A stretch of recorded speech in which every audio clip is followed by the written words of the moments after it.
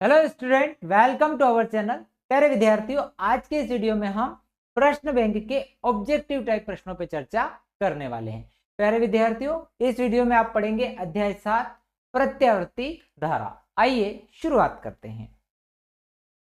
रिक्त स्थानों की पूर्ति कीजिए। इसके अंतर्गत सबसे पहला प्रश्न है बच्चों आप लोगों का, एलसी परिपथ में धारा और विभवांतर के मध्य रिक्त स्थान का कलांतर होता है। प्यारे विद्यार्थियों, अब एलसी परिपथ आप लोगों ने बहुत अच्छे से पढ़ा होगा। तो एलसी परिपथ में उसका फेजर आरेख में बना रहा हूं, वीएल वीसी और ये आपकी धारा है।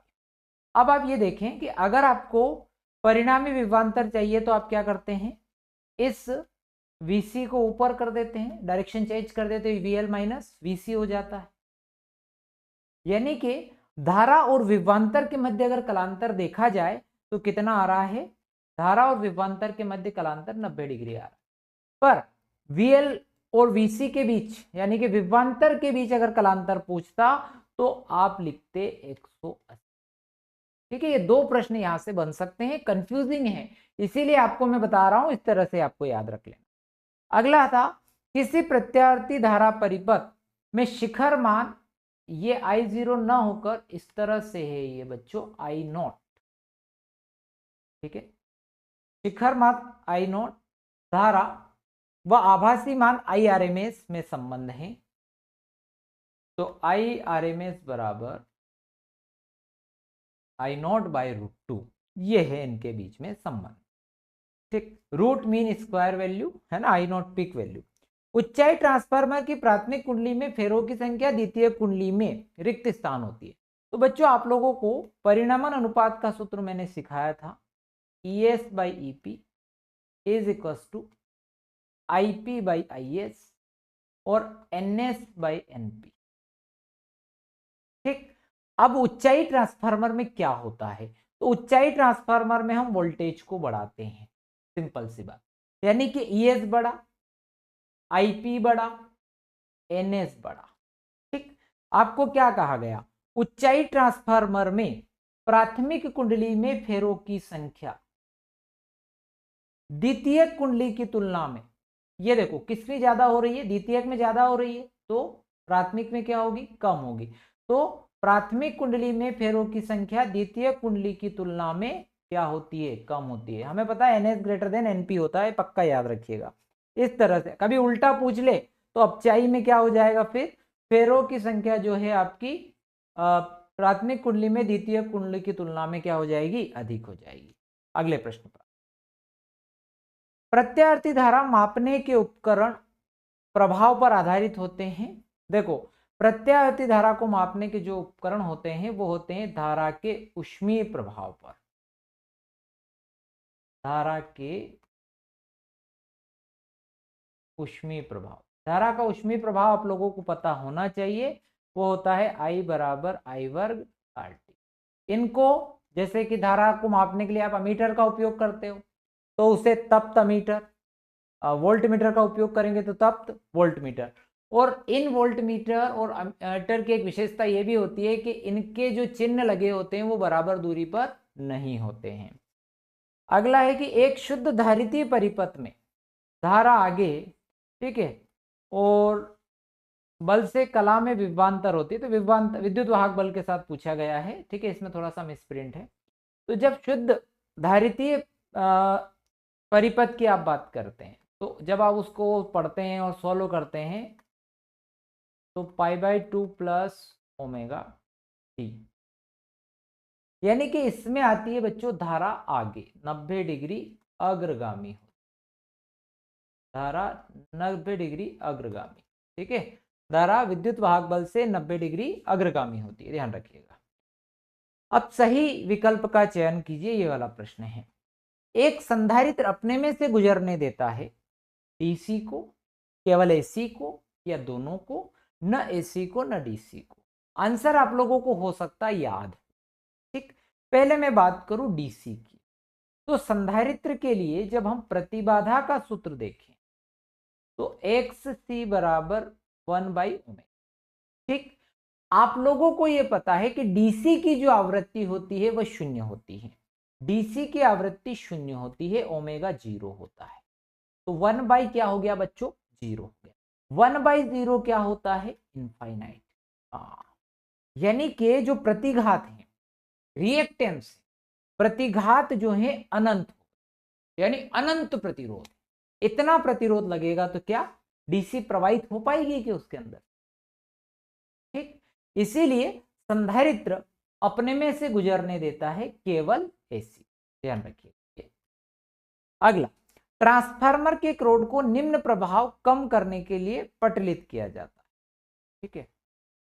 तो पहला जो प्रभाव दिया गया है ताम्र हानि, इसमें कुंडली में जो है उष्मा हानि होती है और उसे कम करने के लिए आप तार मोटे लेते हैं, ठीक। उसके बाद ये तो हो नहीं सकता। दूसरा फ्लक्स, यानी कि कुंडली को लिंकेज होना चाहिए, प्राथमिक कुंडली द्वितीय कुंडली से संबद्ध होना चाहिए, ठीक। दूसरा सेतिल यानी में क्या होता है, बाजपात चुंबकन और विचुंबकन होता है। और एक होती है भंवर धारा। तो भंवर धारा जो होती है उसको कम करने के लिए ट्रांसफार्मर के क्रोड को क्या बनाए जाते हैं, पटलित बनाए जाते हैं। आप लोगों का उत्तर हो गया ऑप्शन डी। हालांकि भंवर धारा आप सिलेबस से रिमूव कर ली गई है, पर ये इस वाले टॉपिक में जरूर आती है, तो बच्चों को सीखना जरूर होता है इस टॉपिक। आगे बढ़ते हैं। यांत्रिक ऊर्जा को विद्युत ऊर्जा में बदलने की युक्ति को कहते हैं, ठीक है। ये प्रश्न दो प्रकार से आता है, एक विद्युत ऊर्जा को यांत्रिक ऊर्जा में और एक यांत्रिक ऊर्जा को विद्युत ऊर्जा में। तो यांत्रिक ऊर्जा को विद्युत ऊर्जा में बदलने की युक्ति को जनरेटर कहते हैं, और उल्टा कर लो, विद्युत ऊर्जा को यांत्रिक ऊर्जा में बदलने की युक्ति को डीसी मोटर कहते हैं। ट्रांसफार्मर किस काम में आता है, तो ट्रांसफार्मर आप जानते हैं विभवांतर को घटाने या बढ़ाने के काम में आता है, यानी या फिर धारा की प्रबलता को घटाने या बढ़ाने के काम में आता है, ठीक। घरों में दी जाने वाली विद्युत धारा की आवृत्ति, भारतीय घरों में दी जाने वाली विद्युत धारा की आवृत्ति होती है बच्चों 50 हर्ट्ज, ठीक है। 50 हर्ट्ज की आवृत्ति में हमारे घरों में धारा आती है। अगले प्रश्न पर आते हैं, एक वाक्य में उत्तर दीजिए। किसी प्रत्यावर्ती धारा का शिखर मान, ठीक है, पिक वैल्यू I0 है, एक पूर्ण चक्र में इस धारा का औसत मान क्या है। हमने डिराइव भी किया हुआ है कि एक पूर्ण चक्र में धारा का औसत मान 0 होता है। प्रतिघात एक प्रकार का प्रतिरोध ही होता है, तो आपका इसका मात्रक कौन। वाटहीन धारा का अर्थ, ठीक, यानी कि वाटहीन धारा में ऊर्जा क्षय 0 हो जाता है। वह धारा जिसमें ऊर्जा क्षय 0 हो, वोटहीन धारा कहलाती। किस दशा में धारा वोटहीन होती, आपको याद होगा, संधारित्र ले लो या प्रेरकत्व ले लो, PAV is equal to VRMS IRMS cos। प्यारे विद्यार्थियों, अगर आपका फाई 90 डिग्री हो, यानी कि मैं ये कहूं कि जब कुंडली का प्रतिरोध 0 हो, है ना, और संधारित्र में अगर आप देखें कि जब उनके बीच में धारा और विभवांतर के बीच में संधारित्र या फिर प्रेरकत्व में धारा और विभवांतर के बीच का कालांतर 90 डिग्री होता है, तो इस दशा में धारा वाटहीन। जोड़ी मिलानी है भैया, जैसे जोड़ियां तो ऊपर वाले मिलाते हैं, पर हम मिला रहे हैं यहाँ पर। प्रेरण प्रतिघात, ठीक है, प्रेरण प्रतिघात यानी L की बात हो रही, इंडक्टिव वाली बात। तो इसके लिए हम लोगों ने पढ़ा है XL is equal to omega L, यानी कि प्रेरण प्रतिघात को आप मिला सकते हैं इस। धारितीय प्रतिघात, इसके लिए आपने पढ़ा है XC is equal to X, यहां पर थोड़ा सा पढ़ा है, XC is equal to 1/ωc, और ओमेगा इज इक्वल टू होता है 2πfc।